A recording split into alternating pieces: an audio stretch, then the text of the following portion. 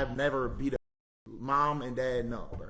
I never put my hands on a woman ever, unless she says something about Drake.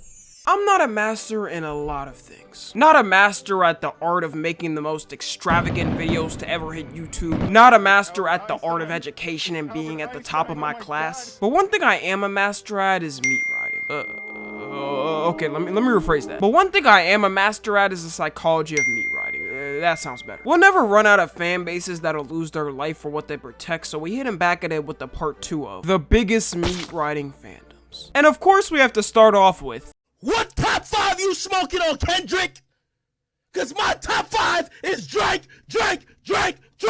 If we broke it off, then you know it wasn't pain. Aubrey Drake Graham, better known as Drake, has been a staple in the rap game for 15 years. Known worldwide as the man who came from the trenches, making it out the hood and starting from the bottom, is what the Wikipedia page for Kendrick Lamar says. Now, if you're watching this in this special year, the showdown of Drake and Kendrick has officially gone and won, and I can confidently say right now, never have I seen a music fan base ever cope this hard with the loss. Like, we all knew Drake had a lot of meat riders, but oh boy, these last couple of weeks have proved it to me. The signs came to me when he had the heart haircut though. This man got this haircut, posted it, and all around the world were running to their barber to get it. Every decade there's always a couple of haircuts that take over. Like in the 2000s you had cornrows, high top fade, the shaggy. And the Drake cut isn't at those levels, but it was at the point where there are literal tutorials on how to get the cut. If you're a dude getting the Drake heart cut and are not Drake, I hate to let you down, but you are not pulling with it, bro. There's even a tutorial off his normal haircut. Like, you mean a Drake fade step-by-step tutorial? Just go to any barber and ask them for a fade. Does a Drake fade come with a side of teen girls or something? You can see so many videos of people getting this haircut still to this day. The worst part about this cut is one mistake and your heart goes from looking perfect to looking like the barber was digging in his nose while cutting your hair. And I don't know how many ladies are into this cut. I feel like you'll either be seen as a D-rider or cringy or an F-boy. But who knows, maybe I just need to try it out and see the pull I'll get. Not to brag, but I've been told my aura is off the charts already. People make a clear path for me on the street when I walk, but I keep it humble. Every single time Drake gets criticized, it seems like Drake fans always have an excuse for it. Like when it first got exposed, he was hiding the sun, you had Drake fans going, Well, I mean, he was gonna show everyone eventually, you just had to wait. but they know damn well if any other rapper was hiding their kid, they would be clowning. You acting like he's preparing to tell the world about a hidden project he's been working on for years. It's a kid, bro. And he even denied he had a kid at first. Just wait till little Adonis grows up and realizes his existence happened because of premature bust. We're gonna hear the hardest diss of 2036 when that happens. He might join Kendrick on it. Or when people bring up the ghostwriter thing, Drake fans be going,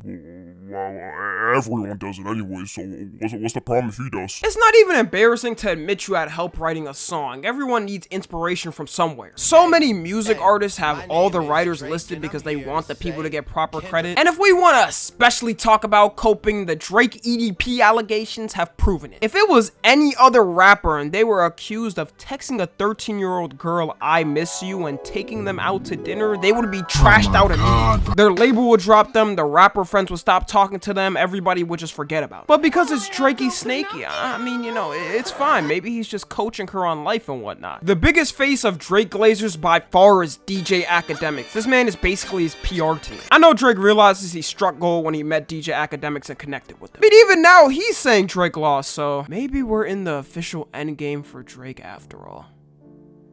Who am I kidding, bruh? If he drops a good album, we all gonna forget. Next, we got his Ronaldo and Messi Glazers. I feel like a lot of Americans or people who don't watch soccer genuinely don't understand how insane the glazing gets. First off, in every professional game stadium, fans start throwing hands at each other as soon as they see the other team's fans. It's common in so many games where just out of nowhere, some fans start fighting. And we definitely have the same thing in America for sure, except instead of fists, we use guns. But it doesn't even come close to how much it happens in soccer stadiums.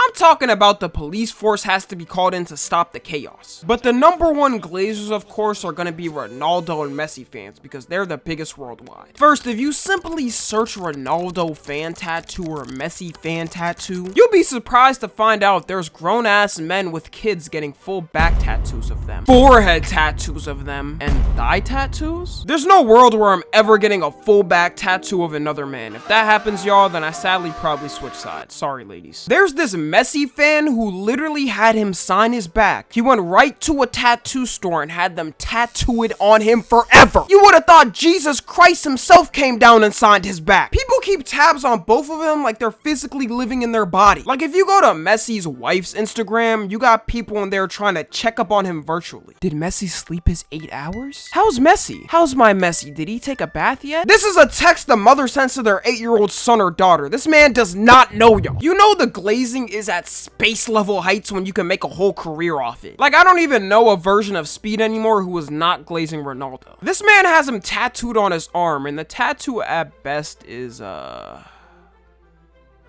questionable. This man is worth multi-millions at 19 and hired a Temu tattoo artist. I would be sending a lawsuit immediately to who did it. Then for his very first car, he decides to go all out and buy a Ferrari with Ronaldo sticker plastered right on the front hood. There's a lot of things that can ruin a supercar, like dents, scratches, even the occasional car crash. But this has to be the #1 way to do it off the jump. And when he met Ronaldo, this is the face of a man you would have thought just seen heaven's light. Like, it's gotta be uncomfortable for both of them to imagine there's people out there that look at them like religious gods. The craziest I've seen is when Messi won the World Cup and the whole country of Argentina came to the capital to celebrate. I don't see a single vacant space available. Apparently over 5 million people were there to celebrate. Do you know how hard it is to get 5 million kids who should be in school and adults who have to work for a living for a whole day to celebrate? And you know for a fact, people who aren't even from Argentina showed up because they love him that much. I could never see this happening in America because we're never even on any issue, and frankly, if it did happen, it would be target practice for some people out there.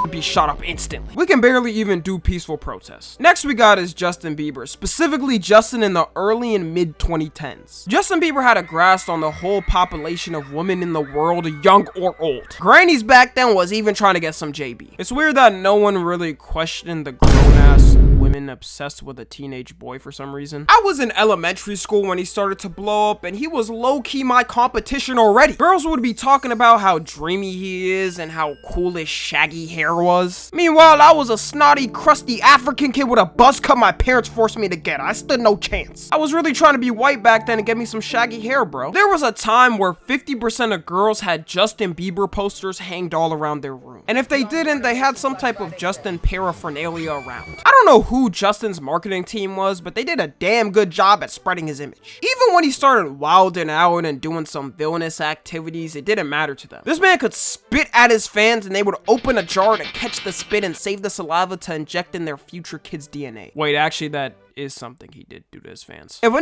spits on you and you're still a fan of him after that, you've completely lost your mind. Now, I'm not a JB hater, and that's not the point of this. Quite the opposite, actually. I was bumping Justin secretly when I was younger. Beauty and a Beat was my bro. I just couldn't let other no, because if you got caught listening to some JB back then, dudes immediately would think you're gay and make fun of you. And I do feel bad for him because he was so young in the industry, and word on the street is most likely the diddler got to him, and nobody wants the diddler to get to them. This man would go to hotels, come out, and had the entire street flooded with fans waiting. This is the MJ was doing, bro. I don't know a lot of artists right now that even pull crowds like this. And before y'all say, how dare you for me to even compare MJ definitely won't be top. Don't get it twisted. But I feel like if Justin kept the same momentum of fame forever, then he would definitely be up there. He had these girls passing out at the sight of him, crying as soon as he started singing Baby at the concert. If I was a dad, I definitely was not letting my daughter into a Justin Bieber concert. They even be camping outside of his house just to get a picture with him. This is the type of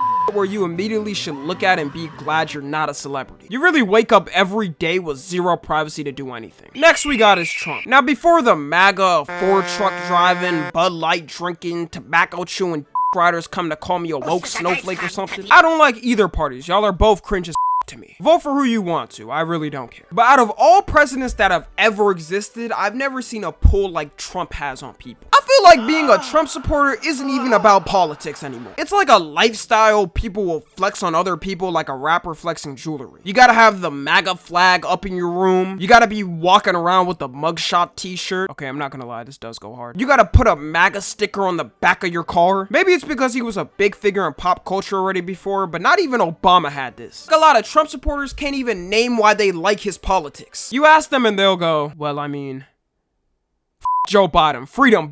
MAGA 2024. And to be fair, that's most people who are voting in general, same with your average Biden fan. But if you're gonna deride someone so hard, you gotta come at me with an essay of facts on why you support them. And some deriders can't accept the fact that Trump is a person who makes mistakes. They'll describe the Trump presidency time as heaven, a utopia you have to visit before you die, saying no one was ever arguing and everyone was mostly on good terms. I don't know what time they were living in, but never have the people in the United States ever been on good terms. People since the internet was invented have been arguing about political issues. Gay son or thought daughter?